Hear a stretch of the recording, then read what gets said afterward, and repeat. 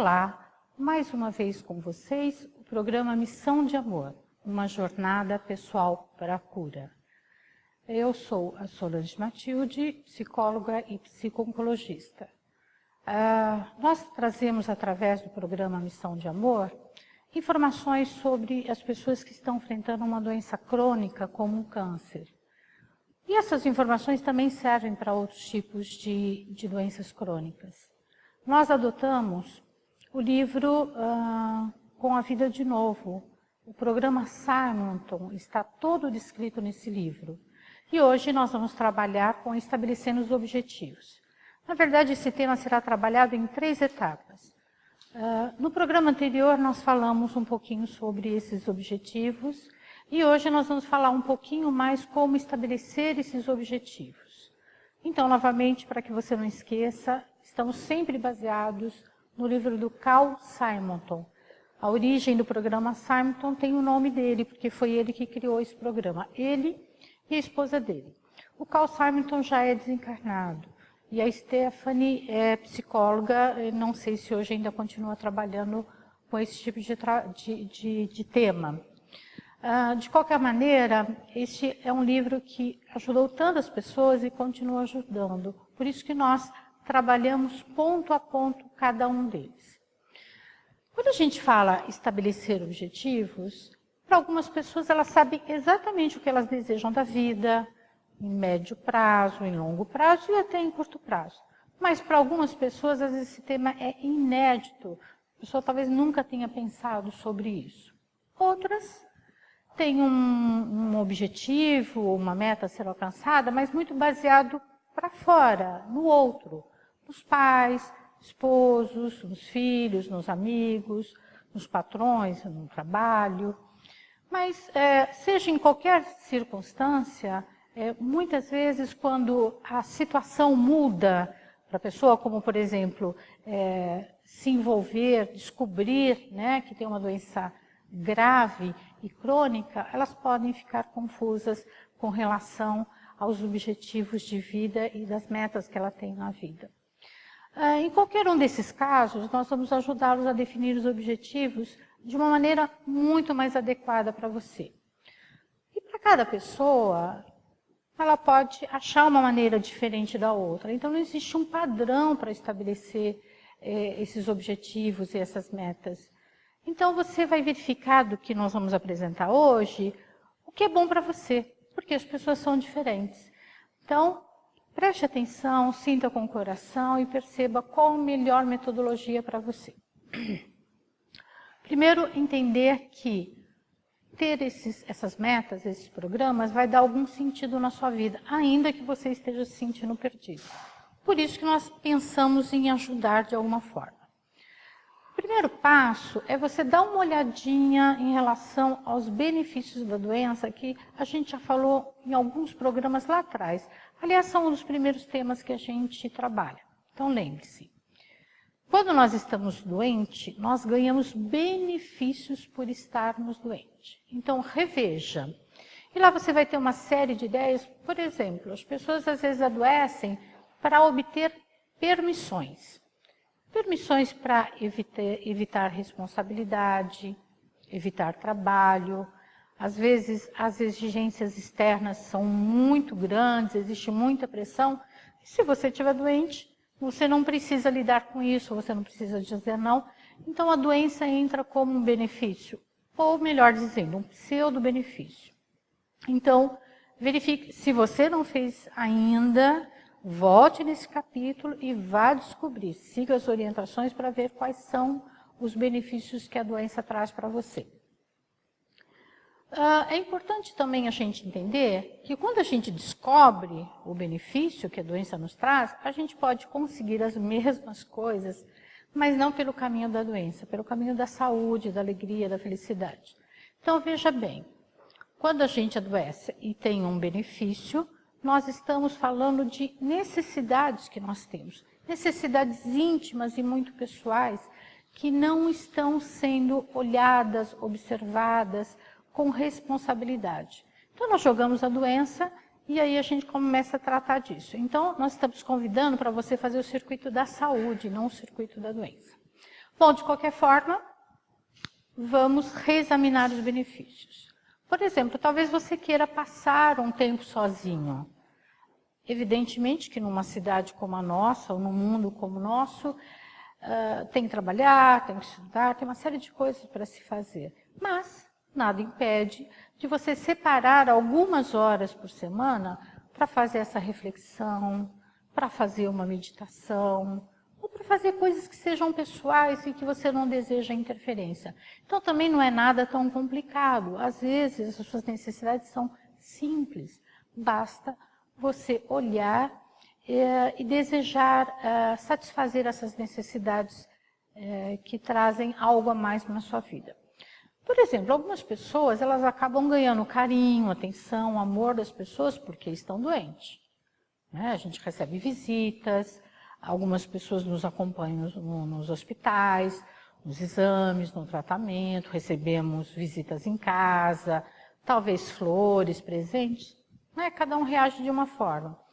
Então, ao invés de você buscar atenção, carinho das pessoas através da doença, você pode talvez começar a pensar de uma maneira mais regular de almoçar com os amigos, almoçar com alguns familiares que você sente que são mais chegados, praticar algum tipo de esporte ou simplesmente jogar alguma coisa, se você gosta de tênis, se você gosta de dominó, baralho, seja o que for, ter essa regularidade com as pessoas que são seus afins, essas pessoas que estão mais próximas de você.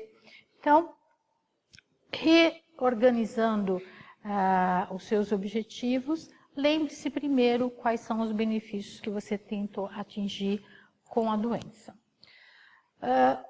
E se você se sente muito carente, de repente, simplesmente pedir mais atenção para as pessoas. Então, você vai usar os benefícios como um ponto de partida para compreender o que é realmente importante para você. Porque, assim, em algum momento você acabou abandonando isso. Então, nós lhes convidamos para olhar para os benefícios da doença e, a partir daí, você vai começar a olhar para as suas necessidades. Em cima dessas necessidades, você vai traçar esses objetivos. Uma outra forma de se pensar quais seriam esses objetivos, porque se isso tivesse claro, você não teria usado a doença para receber, para atender essas necessidades, então você tem que investigar e fazer mais perguntas. Então você pode fazer perguntas que são referentes à sua sobrevivência, às razões para você viver, as linhas divisórias da sua vida. Imaginar, por exemplo, se eu estivesse me agarrando à vida pelas unhas, o que seria tão importante que me fizesse continuar segurando? O que me daria ânimo, o que me daria vontade para eu continuar nesse esforço? Ou até você pensar, o que eu desejo agora fazer que me dê aquela vontade que vale a pena eu levantar da minha cama, mesmo estando com depressão, mesmo estando enfrentando uma quimioterapia, ou até de alguma forma um tratamento extenso e longo. Então, o que vale a pena você levantar da sua cama e ter aquele ânimo? Então, são perguntas que podem te ajudar. Mais uma. O que é algo tão importante que pudesse você perceber a diferença entre viver e morrer? É importante a gente não pensar em coisas que envolvam outras pessoas, ou eu fique dependente de outras pessoas, Mas vontades, desejos que eu gostaria de realizar e que eu nunca realizei. Nós já falamos uma vez sobre uma lista de 50 coisas que eu gostaria de fazer antes de morrer. Realmente é muito difícil escrever esses 50 itens, mas através deles eu também posso perceber, deve ter tantas coisas na minha infância, na minha adolescência, na minha mocidade, que eu pensava fazer e me deixava muito animado.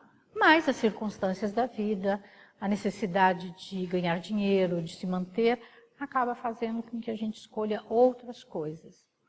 Então, essa vontade de você parar, observar e encontrar aquilo que te dá ânimo e aquilo que te dá muita vontade de fazer.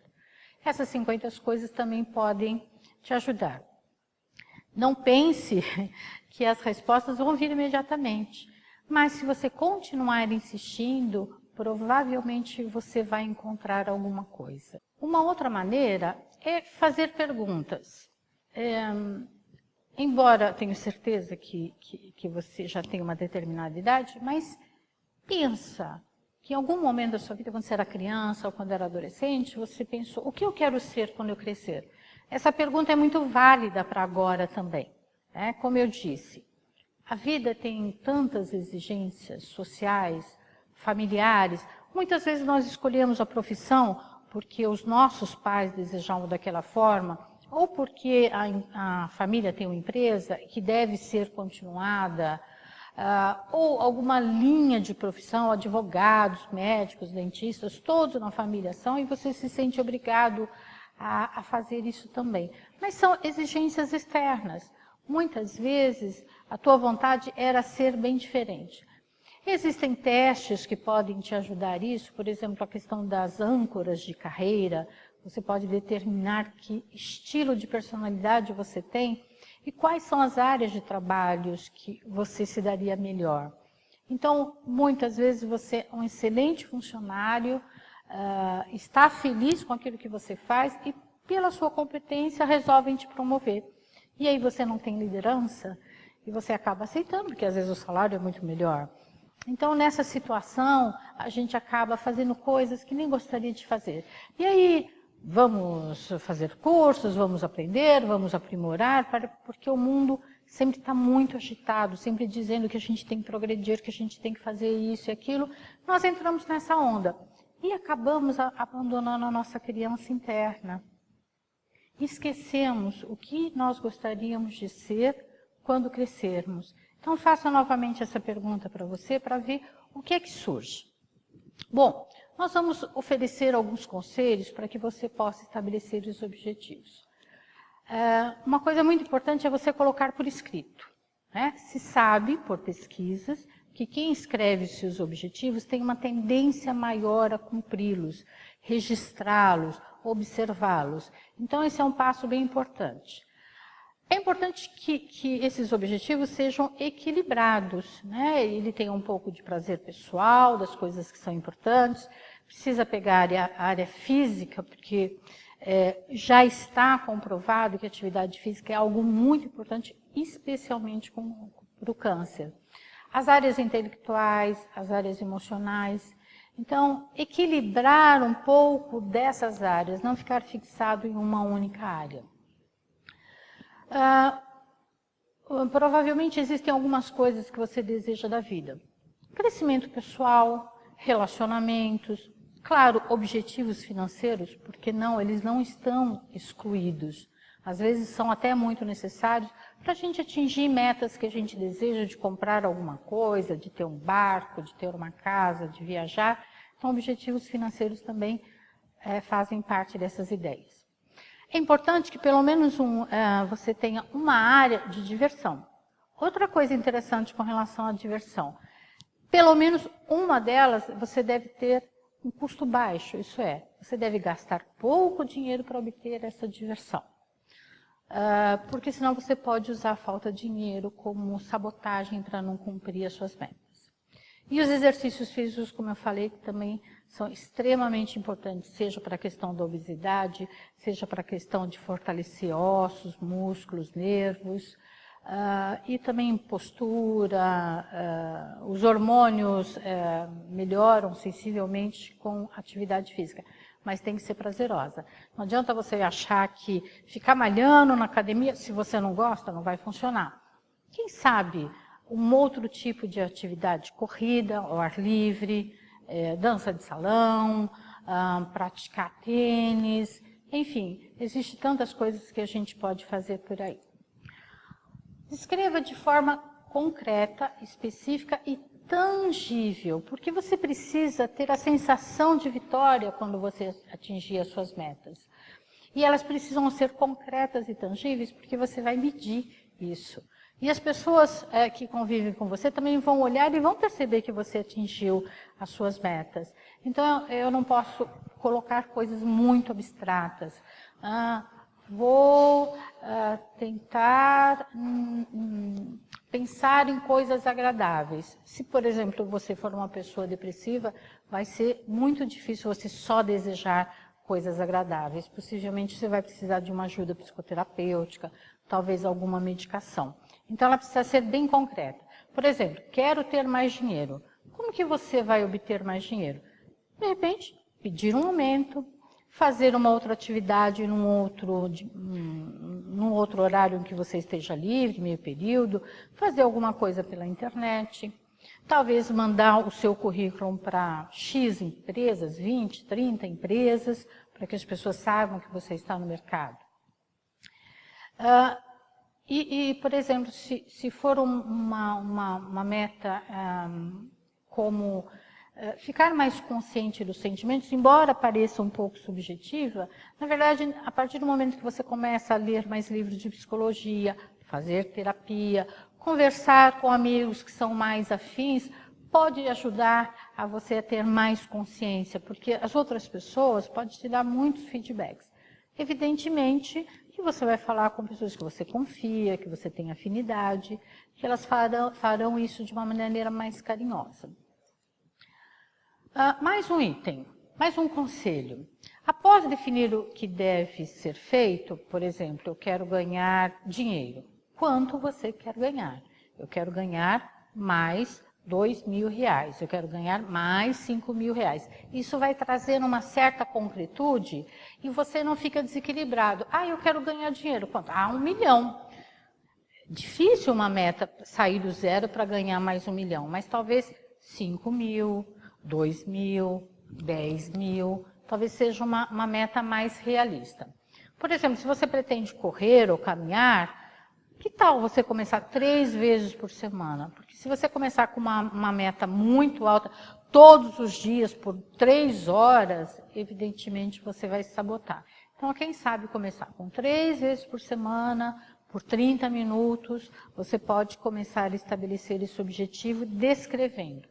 Ou simplesmente fazer um curso de fotografia, fazer um curso de artes, um curso livre, que não dependa de algum tipo de aprovação muito formal, ou até essas formais, mas de qualquer maneira, descreva exatamente o que você deseja.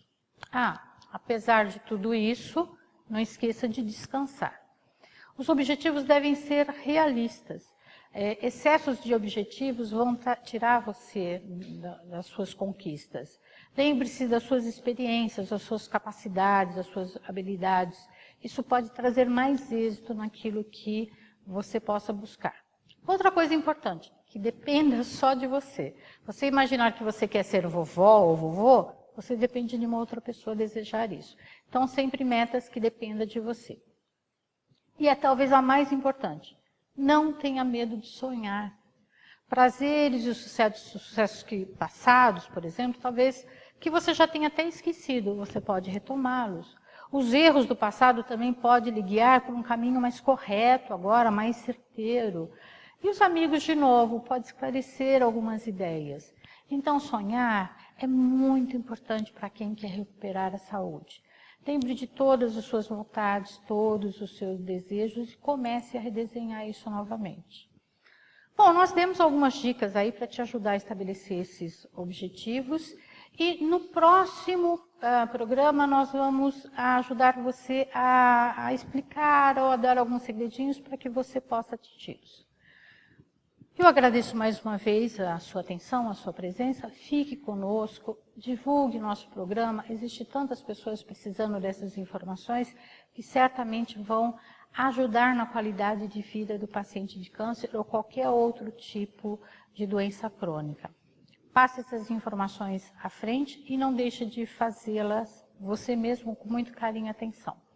Eu aguardo você no próximo programa. Obrigada.